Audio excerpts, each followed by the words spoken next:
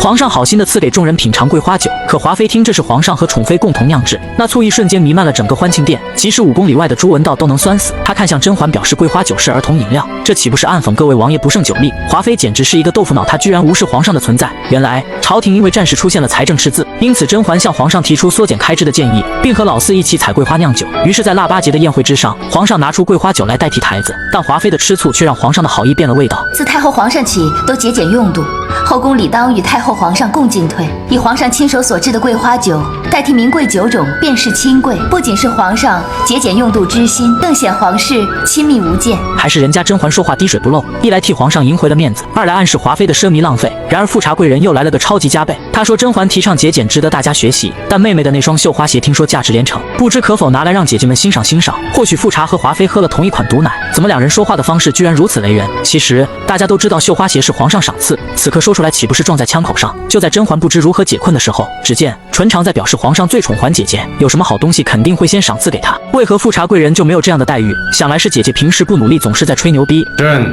最喜欢你，有什么便说什么。富察贵人，你说是不是？全场在说的不错。尽管后宫开销缩减，但华妃从不委屈自己，因此在下午的演唱会上，她带着名贵饰品在众人面前好一通显摆，不仅暗讽皇后囊中羞涩，还炫耀自己有个印钞机的好大哥。殊不知皇后就想看华妃这么高调，毕竟皇上对贪污的问题绝不手软。听说皇后前些日子因为臣妾宫中开销大，在皇上那告急着。其实臣妾开销再大，皇后娘娘都不必如此忧痛，那是臣妾自己的事情，无论超出月例银子多少，臣妾都会让娘家悉数补上的。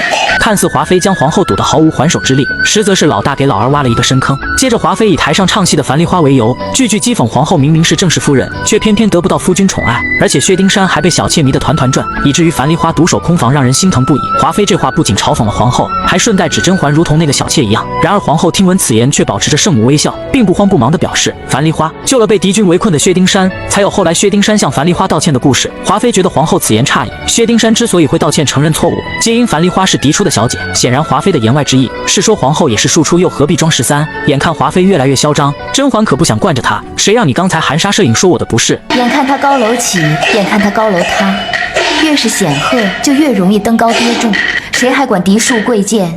谁还分钱财权势？不过是南柯一梦而已。甄嬛这话说得相当漂亮，似乎她提前预知了华妃的结局，而皇后在欣赏甄嬛的同时也在拉拢她，于是便许诺给她买辆好车。她说点击左下角打开懂车帝，通过车型对比条件选择心仪的爱车，比对不同车型参数配置，还能了解更多购车优惠。不管买车还是看车不迷茫，她会让你对喜欢的座驾有更全面的认识。而华妃每次都被甄嬛拿捏得死死的，自从甄嬛进宫后，华妃就从来没赢过，可谓是遇到了生命中的大克星。然而不自量力的曹贵人很是搞笑，他为了在华妃面前讨个好，一出门他就故意说甄嬛肚子不争气，嘲讽甄嬛受宠最多却依然没有孩子。而甄嬛看到华妃刚好从里面出来，她灵机一动，就让曹贵人成了背景墙。曹贵人言语冒犯娘娘，嫔妾替姐姐向娘娘请罪。什么呀？曹贵人适才说，嫔妾所成语录最多，却无身孕。这话不是借着妹妹的事儿来讥讽娘娘吗？嫔妾之中究竟还是娘娘所成语录最多？娘，天命若顾我，必将赐我一子；我天命不眷顾，不过是个女儿。然而没过多久，华妃就听到了一个震惊的消息：富察贵人有，婉贵人也有，为什么就本宫生不了？